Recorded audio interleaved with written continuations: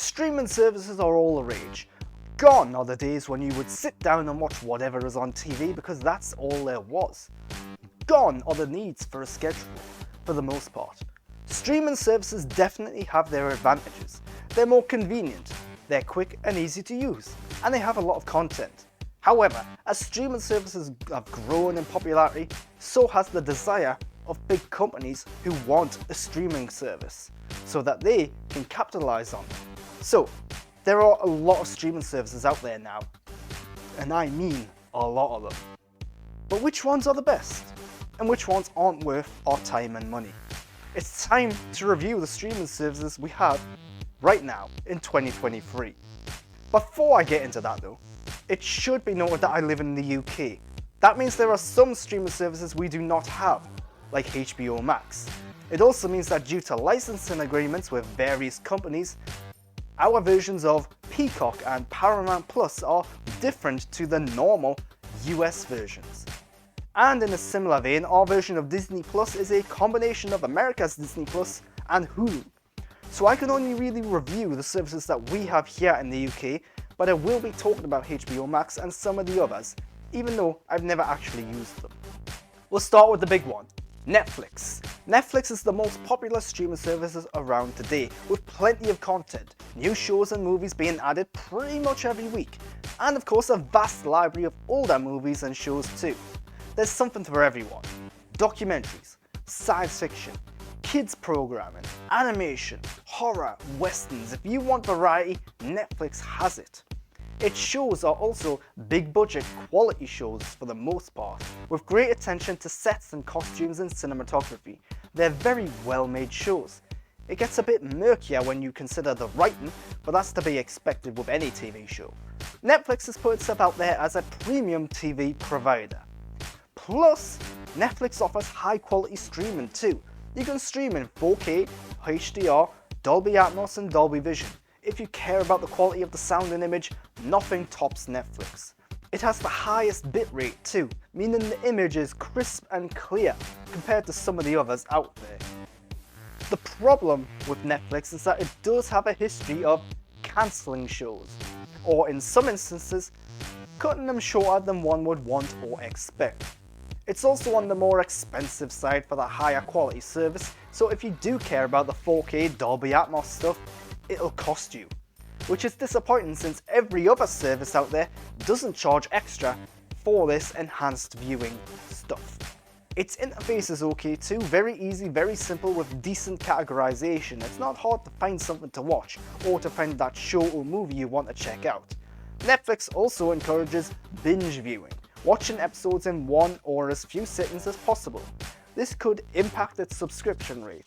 After all, if you sign up for 1 month just to watch the latest season of a show, if you then quickly zip through that show, you can cancel the subscription again. No need to hang on to it if that's not what you want. Amazon Prime Video is probably one of the bigger ones next to Netflix. One of its biggest selling points is that it's more than a streaming service. It comes with perks like free 1-day delivery on Amazon purchases, Prime Reading, Prime Music, and more, Prime Gaming as well. Like Netflix, it offers a large library of legacy titles as well as original titles, covering a variety of genres and styles. It's got a lot of work to go in terms of documentary content and stand-up comedy content, but it's starting to make progress there. Like Netflix, it offers high quality streaming with HDR and 4K support, but very little Dolby Vision or Atmos at this point. It seems only its top shows and movies feature those qualities. If you'd rather buy the content for future viewing, that's an option too, but I don't think for the original content. It has a digital library or marketplace you can purchase from, so you can buy and keep shows and movies and watch them whenever you want. Recently, a new offshoot of Amazon called Freevee. This is an ad-supported free streaming channel within Prime Video, formerly IMDb TV. You don't need Prime to have it, and it's actually really quite good. It has original content with Bosch Legacy and Sprung being my personal highlights, as well as a plethora of older shows and movies too, most of which are pretty big deals as well, like The West Wing, The Shield, Miami Vice and more. Freevee is a really good free service. Don't sleep on it. It doesn't however have the high quality streaming as there's no 4K, no HDR, but much of its content doesn't support that sort of streaming anyway.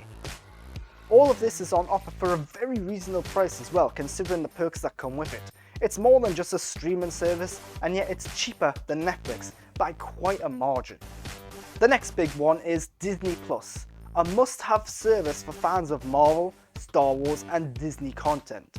Its library is still growing, but here in the UK it's bolstered by the addition of more adult content that would normally be on the US service called Hulu, as well as all the 20th Century Fox content. We don't have Hulu, so it goes to Disney Plus here in the UK. We also have everything purchased from Fox, like I said. That means Disney Plus is probably the most compelling library of legacy titles out there, movies and TV shows here in the UK. But there are some titles absent due to licensing issues and other legal issues. It's a shame. Luckily, there is new content being added every week. Like Netflix, it has 4K, Dolby Vision and HDR support along with Atmos and a high bitrate. Sadly, its implementation of Dolby Vision and Atmos isn't always great.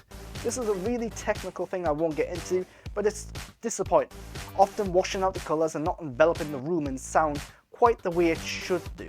Like both Amazon and Netflix, the content is of a big budget, probably bigger for some of its shows. And this all comes as a very reasonable price, one that matches Amazon and Netflix on their standard tiers.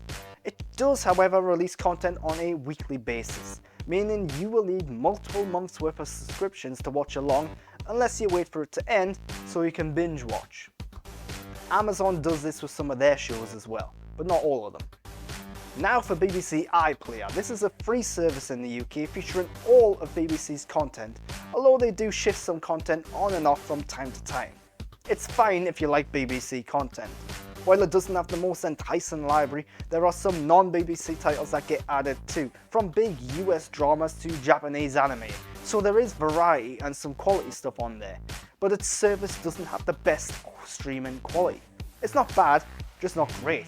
There's little 4K content next to no HDR content and no surround sound support whatsoever, unless you trick the system and AirPlay the content. For some reason that works better, boosting the quality across the board. Starzplay, now known as Lionsgate Plus, is a smaller service here in the UK that has recently started to get more promotion and marketing since its rebranding. Prior to the rebranding, the streaming quality was bad, plain and simple, with poor bit rates, artifacting and disappointing visuals all over the place. That has since improved a little bit though, although it still lacks 4K HDR and Atmos support. There is some great content available on it though, like Outlander, Doom Patrol and more. Sadly, a lot of its content was licensed out before the service was widely available, meaning Outlander has only just came to the service, in its entirety though. And Power, one of its more popular shows, is actually stuck on Netflix here in the UK, with its sequels and spin-offs only on Lionsgate Plus. While some of its content is very good, it also has movies and it's slowly growing its library. There isn't a lot of variety, its focus is very much on crime drama and fantasy. There's very little else. Shows like Doom Patrol and The Great, licensed from HBO Max and Hulu in the US, do help flesh things out a bit. Peacock, the home of NBC content, is a small streaming channel exclusive to Sky in the UK. That means its reach is very limited.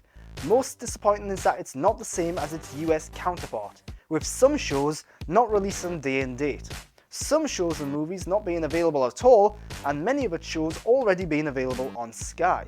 It is a free channel on Sky though, so that's a bonus. Its library is very comedy focused with some movies too, but its library is still small and is still growing, very slowly.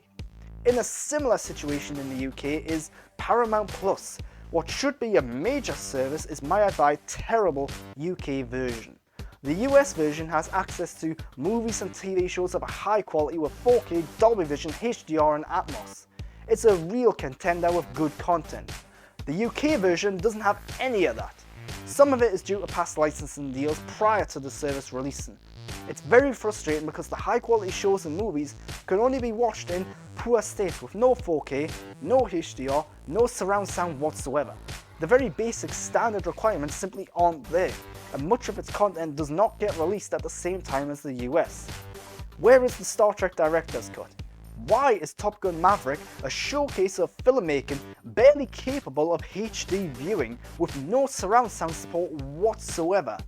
It's criminal to watch that film in that state.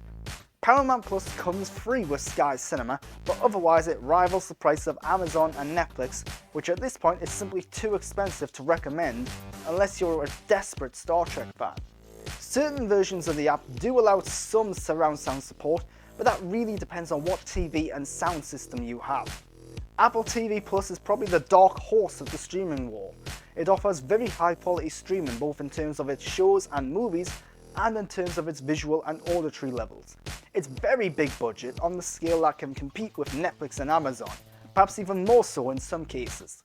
Its library is still on the smaller side though, with something for everyone.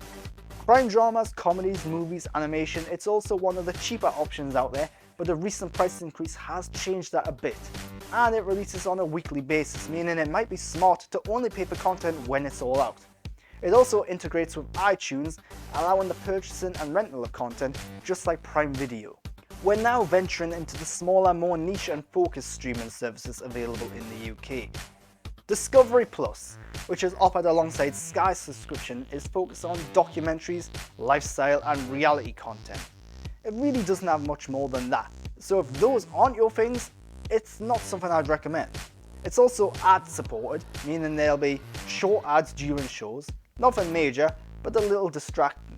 If you're after anime and animated shows, look no further than Funimation and Crunchyroll, which I believe are the same thing now. I've never had this streaming service because I'm not a fan of anime. Naturally, if that stuff isn't your thing, neither will this service, because that's all it does. There's a free model though that allows ad-supported streaming, and it has both Japanese and dubbed versions of its show. Sadly, its streaming quality is all over the place with bugs and glitches, and a lot of complaints about various issues in that regard. I have tried the free version, it's not great. The Roku channel, also available on Sky, is a small channel that's only really starting to get the ball rolling in terms of original content. At this point, it lacks a compelling library, even with the integration of Quibi. Thus far, the only recommendations are Reno 911, a niche adult comedy, Weird, the Al Yankovic Story, a niche comedy movie, and it recently got the rights to the American version of Bake Off, but for some reason that doesn't appear on the UK version of Roku. Roku does offer some older content though, but very little worth talking about. Finally, we have Shudder and Mubi. Shudder is a streamer all about horror content. I've never had it, but in recent years a lot of decent horror movies have debuted there, and it's getting more originals as well as legacy content as well. Mubi, meanwhile, is all about indie movies, specifically those in a foreign language. It's cool, adding a movie a day, with some recent big releases being on there as well. But these movies are not for everyone. I went through a 3-month trial and only watched 2 or 3 things. If even I'm not drawn in by a movie, few of us will be. But the content there is good, and the quality of its service is good too. Similarly, we have the BFI player, focusing primarily on British content as well as more historic, iconic movies that big film fans ought to check out. Now, if you're not in the UK, you might be wondering why no mention of HBO Max. That's a really big one. Sadly, it's not available in the UK. Any HBO content goes straight to Sky in the UK, with HBO Max content getting licensed out to whatever service wants to pay most for it. It's very disappointing, considering the Warner Brothers and HBO library we could have all in one place. Once the deal with Sky is done, in 2025 I believe, HBO Max will be coming to the UK though, unless Sky has something to say about it. What I do know is that it offers great shows, great quality. The UK release of these shows doesn't replicate that though, unless it's a major release like House of the Dragon or The Last of Us. We also don't always get content on Sky day and date. What streaming services would I recommend? Netflix is a must-have. Most people will find something to watch and enjoy, and there's little room for error with it. Prime Video along with Freevee or just Freevee is also a recommended one, because of the Amazon perks that come with it. Freevee is free, remember, without needing a Prime membership, so get that regardless. It's really quite impressive. Disney Plus is also a must-have for fans of the big brands and franchises they have on offer, alongside more adult content on Hulu and Fox. Disney Plus edges its way into being a must-have too. The others, that depends on your preferences. If you like horror, go for Shudder. If you like good quality content on a semi-regular basis, go for Apple TV+. Indies, go for movie. Paramount Plus would be a recommended service if it was better. Right now it's bare bones, completely unbalanced from its US counterpart, and I can only recommend it to die-hard Star Trek fans. And those are all the streaming services I have to talk about here today. There are a couple that I haven't mentioned, some that we don't have in the UK, some that are really small scale. Let me know what I've missed out, if you recommend them, and what your thoughts are in the comments down below. And of course, subscribe to my channel for more content like this, and follow me on Twitter and Instagram at @the_Grant Burton. Until next time though, keep on streaming.